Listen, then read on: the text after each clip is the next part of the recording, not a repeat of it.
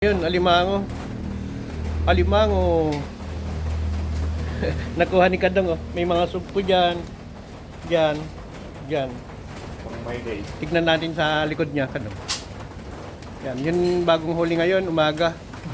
So, ipapatining natin para pwede natin iuwi sa Sabado.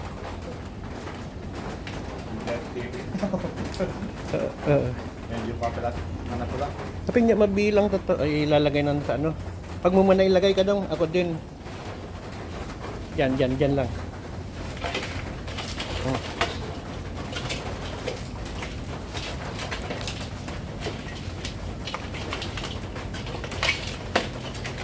Kadong.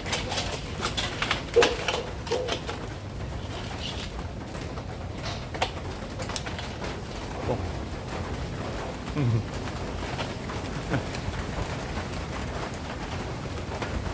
Pang my day.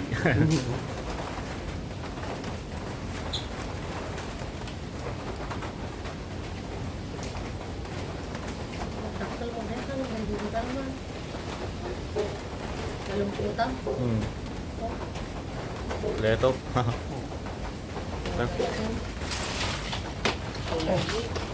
Okay. Stamin Thank you. lang. Pati ni.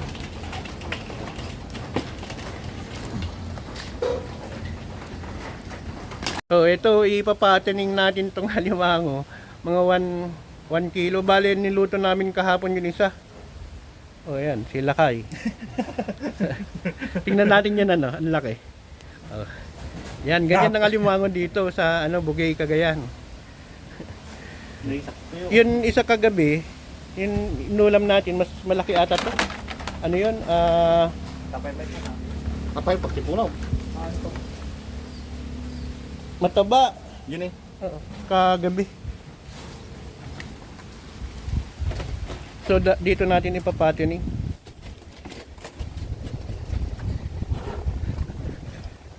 Dito natin ilalagay, oh.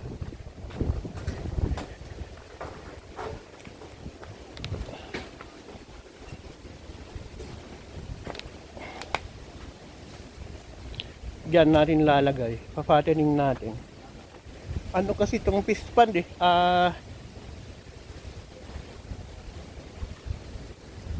Pinapatambakan natin kaya maitim yung tubig.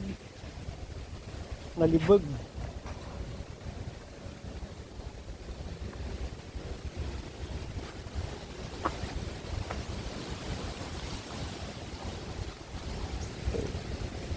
So nandito tayo ngayon.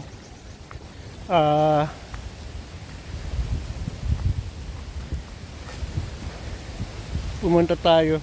Kung ang balak natin, eto pag natramnan to ng nyog, magandang magpatining na dyan. Umusli yun ano, tambak.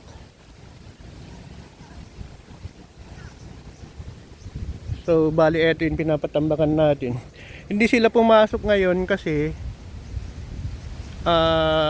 tawag dito, hindi sila pumasok ngayon kasi maulan tsaka mahangin. So andun na yun ipapatining natin. Konti lang ngayon, walang huli ngayong ano, Christmas. Walang huli na alimango. Malamig kasi, super lamig. Nagpapain tayo, hindi nakukuha ng, hindi pumapasok yung mga ano, yung mga alimango. So walang huli. Tingnan nyo yun ano, yung fish pond. Ang sukat nito 50 meters daw ang lapad. So halos ano pala yun sinasabi ko dati na kalahating hektarya, hindi. Halos 1 hektarya pala to. Kasi parang maliit lang dati. Titignan mo parang maliit. Sa ano sa video kasi pinapadala ng mga nagtatambak araw-araw yung video nila. So yun yung ina-upload ko. Pero nung ngayong umuwi tayo, ang luwag pala. Tingnan mo. So linibot natin yan kahapon. So Ang problema dito, masyadong malaki yung magagastos natin, napasubo tayo. Nasa 300,000 na yun ano. Mas mura sana kung backhoe, pero hindi ka pa makakagastos dito ng ano, siguro 100,000 kapag backhoe. Pero hayaan mo na kasi parang tulong na natin sa mga ano, nagtatambak, kasi mga nagpapaaral sila ng mga anak. So kung i-compute yung kinikita nila araw-araw, kumikita kasi kontrata, kumikita sila ng ano ata 800 bawat isa. Kasi kung mag-arawan ka, 800 to 1,000 ng bawat isa. Pero yun, alas 6 pa lang, alas 5 pa nga lang daw nag-umpisa na sila. Tapos natatapos sila bandang alas 3 kasi masyadong mainit na. So pinaghati-hatian nila dahil kontrata ngayon. Halimbawa nakatambak sila ng 10 by 10, tapos may mga lupa nakaangat pa sa ano, sa taas. Yung 10 by 10 na yon, ang kinikita pala nila, ang kontrata 1 meter by 1 meter square meter, 1 square meter by 24 inches. Ang kontrata nun 80 pesos. Yun yung tinatanggal nila. Ito dati kasi may lupa katulad noon. Yun, isang ano na yon, isang metro na yon, yun ay 24 inches na yon, yun lalim nun. So kung tatlong ganyan, tapos magmulas tubig hanggang sa baba, dalawa pa yung tatanggalin nila, ganun kalalim, times ano yan, 2, 3, 4 times 4 yan, ganun ang pagsukat nila. So lumalabas na kumikita sila 800 to 1,000 per day. Pero makikita naman kung nagtrabaho sila, yun hirap. Talagang kailangan magbanat ng buto. So yun po yun ano, yun kinikita nila. So dati meron ganito kaluwag dyan nung magka-college pala, nung nagka-college ako. Natatapos ko lang ng medicine, doctor of medicine, intern ako. Nag-alaga ako ng bangos, siguro mga kalahati lang nito. Nasubukan mag-alaga ng 27,000 na pieces na buhay. Ang pinapakain ko lang dati lablab. So kung maano nila lahat to hanggang diyan, matatapos nila. Kahit ito lang sana, pero ang pinagawa natin lahat na hanggang doon pupuntahan natin. So halos 1 hektarya pala. Kaya pala ang laki ng magagastos. Kasi akala namin dati baka 1/4 hectare lang yan. Pero nung na-clean up na po, ang laki pala. Pero hayaan mo na, tulong na lang natin sa kanila. So ang tansya natin na magagastos sa rito 500 to 600,000. So hanggang dito lang sana, okay na. Ang problema kasi dinamay doon.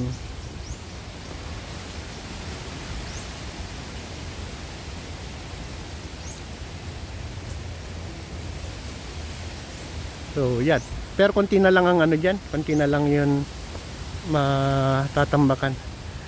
Kung susumahin mo, eto, konti na lang. Mas mababa kasi yun ano dito eh. Mas mababa yun lupa dito, or ang tawag natin sa Ilocano, bunton.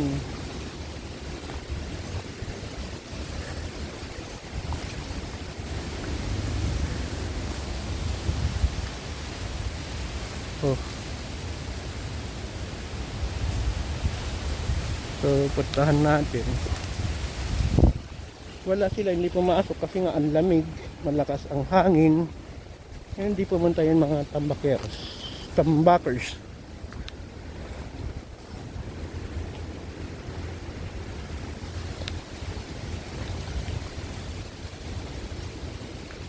So eto yung kinikwento ko, konti na lang. Ito na lang yun ano, tatanggalin. Pero hindi ganoon kataas yan, yung tambak na yan. Para i-clean up nila to. So halos 1 hektarya pala. Kasi ang sabi ko noon, ano lang 40 square meter. 40 ang lapad. Tapos 150 ang haba. Hindi pala, nagse-70 daw pala. May mga part na 70 meters ang lapad. May part na ano, pa-triangle kasi parang dalawang pa-triangle na nagdugtong. Hindi straight yung sinundan nilang tambak kasi. Kasi yun yung ano namin. So andito. So eto, kapag natanggal yung lupa diyan, ilalagay pa ulit doon para tataas pa siya.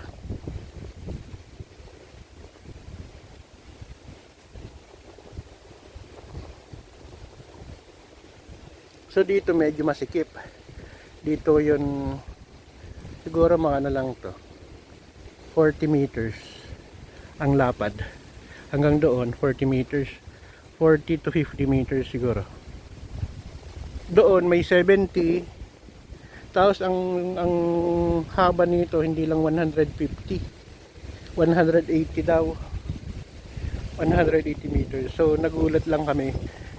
Akala namin dati na patatambakan lang mga 1/4 hectare na. Pero nung na-clean up na, halos 1 hektarya. So eto, may 4 na hektarya lahat.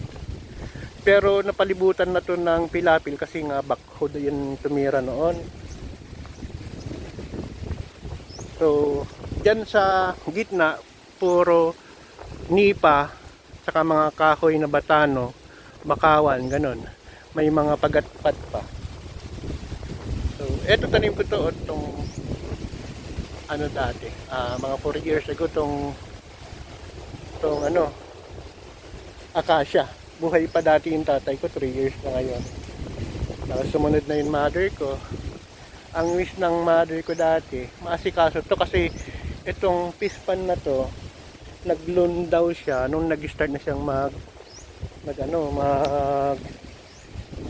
magturo sa ano, government, elementary teacher kasi siya. Elementary, grade 1 ang tinuturo ng mother ko. Nung maliit pa kami, ako yung palaging sinasama sa motor na atid namin. Kaya sabi niya, nung napabakho, parang hindi tayo makapag-alaga kasi nagdugtudugtong na lahat ng bako, pinagdugtudugtong na. Sabi niya, sige kapag may pera tayo, ipapaano natin ng ano, may division. Problema hindi niya na nakita kasi nga bumigay na yung mother ko. Nakakalungkot kahit pilit kang tumusumaya, malungkot ang paligid. So eto, makli-clean up yan.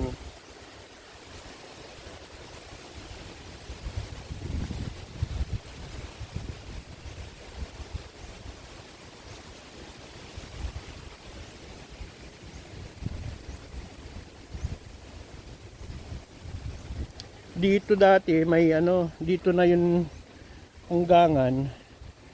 Dito malalim to. Malalim to na sangka or waig. Ang may-ari dati dito, yung lolo ko. May tarik siya dyan, madami na huli. Pero pinalayas nila. Pero itong part na to, sa amin pa to kasi ang dapat na waterway doon pa. After 100 meters pa, doon pa yung waterway. So nasa ano to, nasa titulo, nakasama tong waterway na to, sa amin yan. So kung may budget tayo, bibili tayo ng backhoe siguro, papabakho natin. Ma-develop lang kahit di tayo kikita, basta nandyan lang siya na nakikita mo yun, mga pinaghirapan ng mga magulang. Iayos lang natin. Katulad nito, napasubo tayo, ang laki pala yung nagagastos. Mas malayong mura pag backhoe. Pero at least makakatulong tayo sa mga manggagawa. Ang daming nyug dito. Mga nyug dito ninanakaw lang. Sayang. Tulong na rin sa mga taong magnanakaw siguro.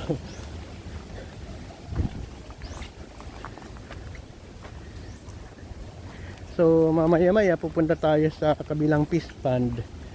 Yun, may alaga tayo na 100k, 150,000 na tilapia. Hindi pa natin nasubukan mag-alaga ng tilapia na ganun kadami. Kaya first time natin. Yung mga pero madami tayong nahuhuli dito na giant. Yan yung mga pinapakita ko. Kahapon nga niluto natin yung isang tilapia. 1.8 kilos giant lalaki. So pupunta tayo sa kabila, magta-tricycle tayo. Kulong-kulong ang tawag. Kasi at least nasa 300 meters away dito. Nasa tabing highway din. Ito, tabing highway din. Pag lumampas na tayo dyan sa tambak na yan, isa pang tambak natin, Pilapil, highway na. So, ito yun kalahati. Doon yun kalahati, ito. Pero pag dudugtungin,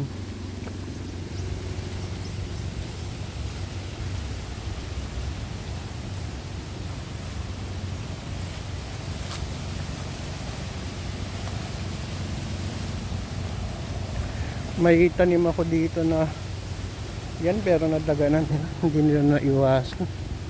Sayang. Dito. Ito yung sinasabi ko na pwedeng magtatayo ng bahay kubo. Kasi dito natin pinapatambak yun para kahit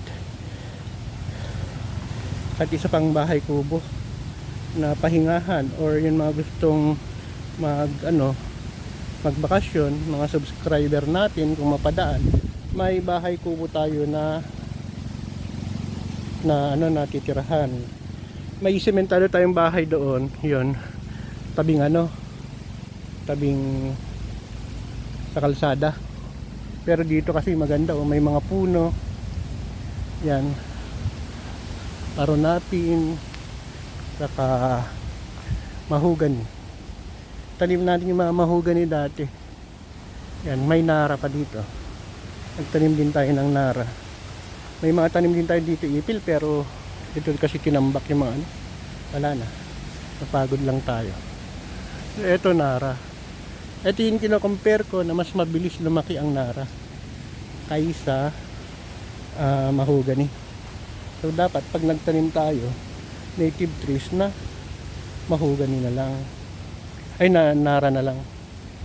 So meron tayong kaung doon. Landagan na naman. Kalamansi.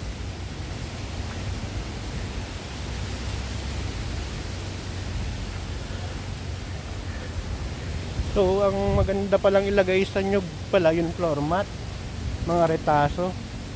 Kasi mahirap ipako pag yero, magastos pa. Not unless na may mga yero na na pagtabasan.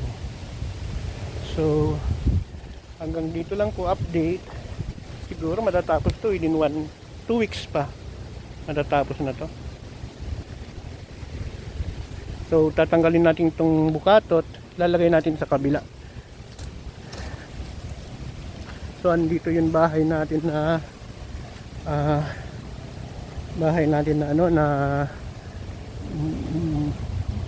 sementado na. Pero mas maganda kasi kapag bahay kubo na nipa, simple lang. So eto, papaayos din natin pag natapos na to yung pinapatambakan natin.